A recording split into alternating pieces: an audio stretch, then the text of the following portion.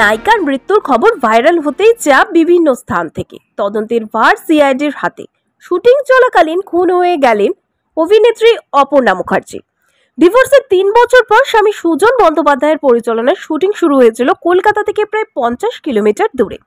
ওই শুটিং চলাকালীন খুন হলো অপর্ণা মুখার্জি। খুনের তদন্ত স্থিতিশীল হওয়ায় সিনেপাড়া থেকে রাজ্যের সর্বত্র আনাচে কানাচে চর্চা শুরু হয়ে যায় অপর্ণা মুখার্জির বিষয় নিয়ে। এদিকে অপর মহলের চাপ আসতেই লোকাল থানা থেকে কেস ট্রান্সফার হয়ে একেবারে সিআইডি দপ্তরে তদন্তকারী অফিসার ঈশান ও রজতের হাতে ওই কেসের দায়িত্বভার পড়ে।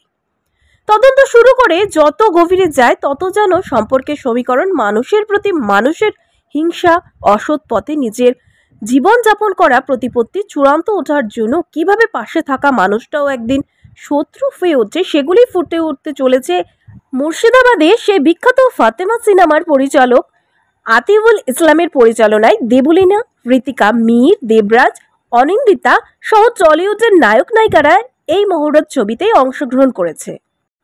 শুটিং শুরু হয়েছে খুব তাড়াতাড়ি আসবে একটি বাংলা ছবি প্রেক্ষাগৃহে। সালার থেকে আসিফ শেখের রিপোর্ট, ডোমকল MK টিভি ও বাংলা নিউজ 2। নমস্কার, আমি ঋতিকা সেন।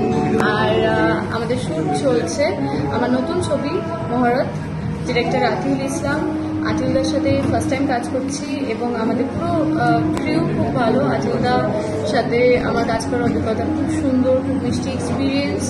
আর খুব মজা করলাম সবার সাথে, নতুন করে কাজ করলাম। আমাদের মুর্শিদাবাদে, বহরমপুরে শুট হচ্ছে, বিভিন্ন জায়গায় অতিরিক্ত গরমের মধ্যে পুরো টিম খুব খাটনি করছে। সারফারাজ আছে ব্যাক ক্যামেরা, সবাই খুব খেটেছে। সারফারাজ, আমাদের ডিওপি স্যার, আতিউলদা, আর আমিও খেটেছি প্রচুর। তো আমরা খুব আশাবাদী। মহরত তোমরা দেখো, আর খুব তাড়াতাড়ি ট্রেলারও আসছে, সবকিছু আসছে, অ্যান্ড বাকিটা সারপ্রাইজ রাখছি। খুব তাড়াতাড়ি সবকিছু আমরা জানিয়ে দেবো।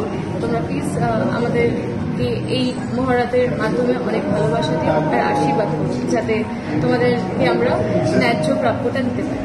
Thank you. আপাতত খুব গরম লাগছে, বাট সবাই খুব ভালো। আর সবাইকে খুব মিস করবো। টেকনিশিয়ানস ভাইরা খুব খেটেছে।